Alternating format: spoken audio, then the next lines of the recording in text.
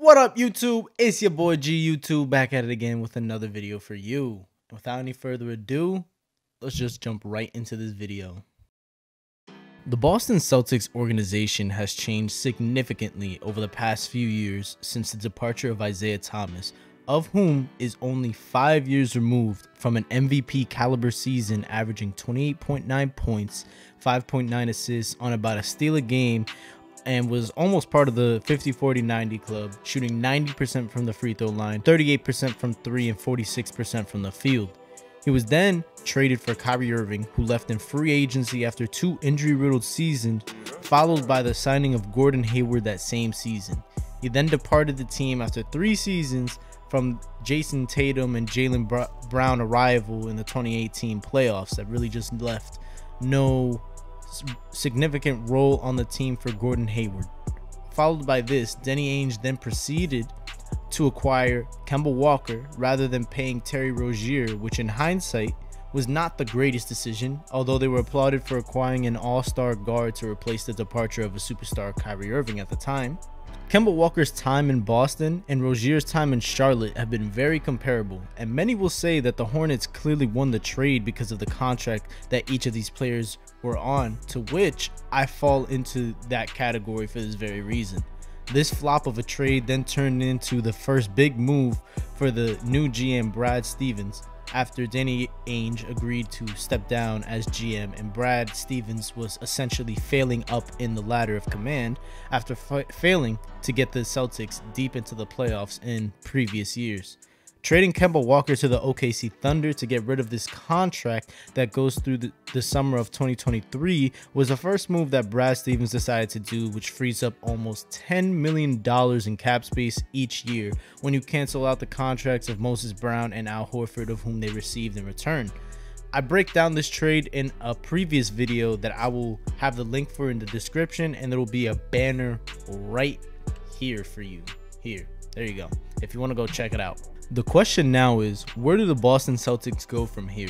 The Celtics have found their answer, at least in the short term, in the center position with the pairing of Al Horford, who can still score the ball at an efficient rate, giving you 12 to 17 points per game and still grab you about 5 to 8 boards a game at his age of 35, and a potential defensive anchor in Moses Brown, who is good in the pick and roll situations and can tower over many undersized centers, standing at 7'2", and played very well in just 21 minutes per game in OKC and can really rebound the ball. His continued development with his young squad can lead him to being a part of a championship run. While Tristan Thompson as a backup in this committee group may need an upgrade, but it overall isn't too bad, and it helps a team that was 15th in the league in rebounding. So now the glaring weaknesses in the Celtics roster is depth at every position, health, and perimeter defense. As currently constructed, the Celtics have no depth to compete with any teams in the East, as seen in this year's playoff series against the Bucks. They need to find pieces to put around Jason Tatum, who's locked up on an extension until at least the summer of 2025, of which he has a player option that goes through 2026, and they need to find a suitable backup playmaking point guard that can play some defense to go behind Marcus Smart and continue seeing the development of sharpshooter Peyton Pritchard, of whose playmaking abilities are questionable, but having another shooter on the team does not hurt, especially that he's locked up on a rookie contract. They can also use the versatility of the likes of Danny Green or Reggie Bullock to give them the 3-and-D type of players to surround Tatum and Brown with, more shooters, in addition to re-signing Evan Fournier all through free agency this season to put on the wings. The Celtics ranked 14th in league defensive rating and 17th in three-pointers allowed and 22nd in opposing three-point percentage. And players like that, if they're able to get the depth that they desperately need in order to make a playoff run, that's something that would definitely help them in those categories. The tricky part about this is that even though they shedded some cap room by trading Kemba, Jason Tatum's extension kicks in for the 2021-2022 season, and you are already paying Jaylen Brown $24 million and Al Horford $27 million until 2023. Brown's contract ends at the conclusion of the 2024 season, and he will likely demand more money, so the window to bring in players is until then, as they can go over the cap signing Brown utilizing his bird rights. So the need to shed Horford's contract may lead to another move this or next offseason by Brad Stevens. Although I said he does provide some solid scoring and a little bit of rebounding, his production does not match the amount of money that he's making, and he will still bring the Celtics down in terms of trying to bring in more meaningful talent. The Celtics will have only about $11 million in cap space this upcoming season, so a move like this, even if it includes shipping off another first-round pick, will be absolutely necessary to turn this team into a win-now situation. Now is not the time to really be acquiring picks unless you intend to flip them immediately for more tangible assets, although I don't think that any talent on the team will currently really warrant any first-round picks excluding Jaylen Brown and Tatum. The talent can warrant a late first-round pick at best if they are lucky, so this round seems unlikely compared to shipping off Horford with a pick, which I really believe is the most likely scenario because of how bad his contract is. $27 million really is a lot to eat up. Another move that I can see being likely is to trade one of the young stars away for another superstar of the likes of Bradley Beal or Damian Lillard, that star being Jaylen Brown.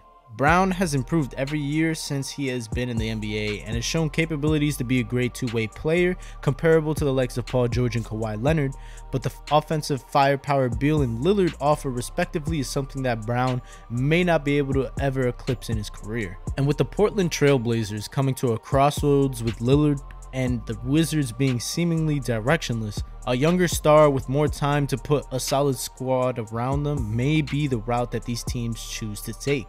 If either of those two opportunities were to pop up, I would pull the trigger and go all in on the win now mode with the way Jason Tatum is playing. His play is only going to get better, and he is currently only 19 years old. All right, that overplayed joke that many people still don't think is a joke, guys. All right, so Jason Tatum indeed does age over time, and he's now 23 years old, which is still incredibly young. Tatum will be locked up for years to come, and pairing him with an older superstar will allow you to go into win mode right now and still be able to win later by re-signing Tatum and acquiring another superstar down the road when a star such as Lillard and Beal, who are 31 and 30 right now, when they're 35 and 36 and their play begins to dissipate. All the while, Jason Tatum is just now starting to hit his prime at the age of 27, 28, around that time. So right now, this is the time for Brad Stevens, after his mediocre performance as a head coach, of many talented Celtics teams, is to show what he's really capable of with this messy cap situation. And it will be truly his last go around in Boston if he really cannot build a championship-esque roster for the Celtics team in the next 3 to 5 years, or 3 to 4 years. I don't know if I would even give him, the full 5 years, especially with, like I said, with the Tatum contract ending in 2025. He'll most likely opt out in order to get more money in 2026 if he keeps up his level of play, and the fact that you're paying Jaylen Brown, and you will have to pay him more money eventually too, as for the level of production that he's giving and the contract that he signed before, his production increased after he signed that long-term contract, so he will demand more money without a doubt. So the time is now, and good for Brad Stevens. Even after failing as a head coach, he he went up to the GM. Not to say that he hasn't been a terrible coach. I mean, I feel like he didn't always get the most out of his players at times. He has been commended for drawing up good plays, but he also has his flaws as well, just not being able to occasionally keep trying lineups that aren't really the most efficient and just don't clash, or just don't go very well together. They just clash, and just sometimes he won't make the correct adjustments. But drawing up plays is definitely his specialty. But hey, he doesn't want to coach anymore. He's a GM. We're gonna set expectations for him as GM now going forward. So that's really all I have for y'all today, man. So if you like the video, leave a like, subscribe, drop a comment down below and give me what your thoughts are on the video, the future of the Celtics organization, you know, what you would like to see them do, what trades or signings you might want them to see, if they're different than mine, or if you agree with me, or you're saying, George, you're an idiot, what the hell are you doing? Leave it all down in the comments, man. You know, I appreciate it all. So until the next video, I'm out.